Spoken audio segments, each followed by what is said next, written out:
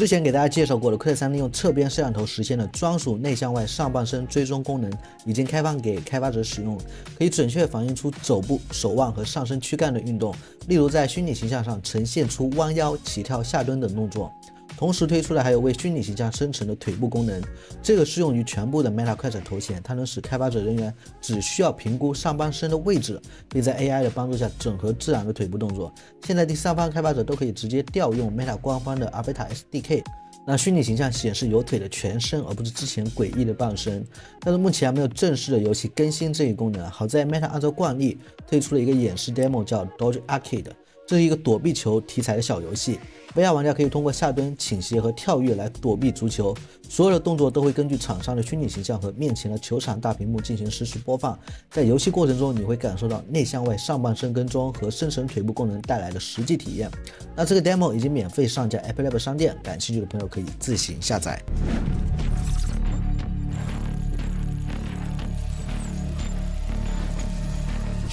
VR 是虚拟的，但体验是真实的。大家好，欢迎来到本期的 VR 玩了，我是老朋友翟老师。在正式进入游戏模式之前呢，我们可以先提前测试一下这个上半身追踪每一个单一动作的一个使用效果。大家可以看到，我现在就是使用的手势追踪，并没有拿着手柄来做辅助，所以说接下来大家看到的所有动作都是单纯通过 Quest 3的摄像头进行视觉算法来呈现的。第一个，我们先测试一下这个弯腰啊，不得不说比我预期中要好，就是它这个弯腰的幅度。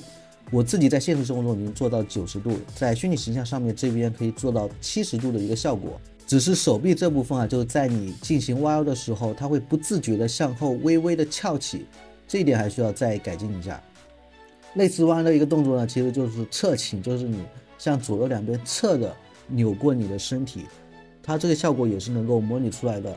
包括轻微的起跳，它也是能够做出来。我现在跳一下，大家可以看到。可能看得不太明显，但是我自己在头衔里面是能够明显感觉到我的这个虚拟形象也跟着我跳一下，但它这个跳的幅度好像是固定的，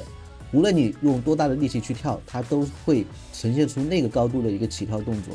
我还顺便试了一下这个平躺的动作，它躺下来呢是识别不出来的，它这个上半身的识别只能够模拟出这样半坐的一个状态。比如说我现在不是半坐着的嘛，然后我拍拍掌，配合这个手势追踪。这个效果是能够出来的。比如我现在往后撑一撑，再往前拍拍手，再往后撑一撑。虽然它的这个上半身有一定的局限，但是能够做到这个效果，我觉得已经非常不错了。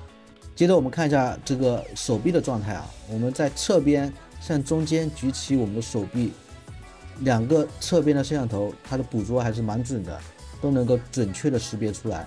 但在头顶的正上方，我进行一个拍掌动作的时候，它就不知道我正在进行拍掌，因为它在上方是看不到我的动作的。作为对比，大家可以看一下，我在前方拍手掌，它就能看到我的两个手掌并在一起了。同样是利用这个侧举，我们可以直接测试一下这个肘部的状态。我现在向里弯个90度，大家可以看到这个肘部的一个实现效果，有点像跳 popping 一样啊。当我们这样侧举的时候呢，其实还可以试一下它这个手腕识别。我现在我的右手不是在转动嘛，它也能够看到，但是我感觉我的右手这边有点拖，有点延迟，但是我左手这边就会比较起来更丝滑一点，我不知道是什么原因。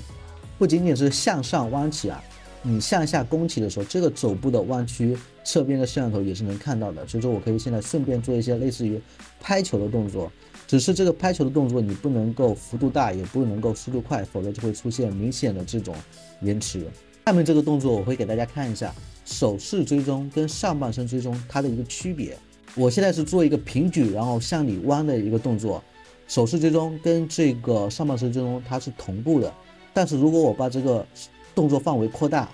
手势追踪的这个虚拟手它在头显的45度的时候就会卡住。但是我虚拟形象这个上半身追踪整个手臂还是正常的，它能够从最前方然后变成整个平行的180度的这个位置，所以说手势追踪跟上半身追踪它是有区别的。最后就是这个下蹲啊，虽然没有下半身追踪，但是依据头显高度的数据，它能够知道你在那做下蹲的动作，然后同时通过算法来模拟这个膝盖它弯曲的一个程度，大家可以看到能够做到90度弯曲的感觉的。所以说也是蛮流畅的，并没有什么违和的感觉。那测试了这些之后，我们就可以正式进入这个游戏体验一下。我们可以点击屏幕上这个 Play， 那你是用这个巨人模式看着自己这个虚拟形象在这里玩的，所以说不是第一视角啊。它这个规则很简单，红色的球呢你是需要躲的，这个蓝色的球呢你需要向守门员扑住它，然后就在球接近你的一瞬间呢，它就会变成慢动作，你就需要像黑客帝国那样去躲。这个机制呢我们在很多游戏里都见过，比如说 Super Hard， 但它跟 Super Hard 不同的是，它是一个高强度间歇性的一个速率，所以玩起来比 Super Hard 真的是要累多了。我这边可能就玩了1分多钟嘛，给我热的不行。大家可能现在看我这个录屏啊，可能感觉不大，自己上手玩的时候，你就会感觉每个球过来的时候非常的极限。当你感觉这个球离你已经非常近的时候，比如说你可能还可以再下蹲一点，甚至是去贴到这个地面上。我个人是建议大家一定要挑一个比较大的空间才能玩得开这个小游戏。虽然它的机制很简单，但是玩起来还是相当有趣的。刚好最近不是这个寒流吗？整个冬天大家都挺冷了，就可以玩一下这个小游戏，暖暖身子，也可以锻炼一下自己的心肺能力。OK， 那本期的视频就到这里。我们是不等待 VR 成熟，是陪着 VR 成熟的另外交流圈。如果你也是对 VR 相关感兴趣，欢迎加入我们的玩家交流社群。具体入群方式我写在评论区，别忘了给我点赞、投币、转发3连。那我们下期视频再见。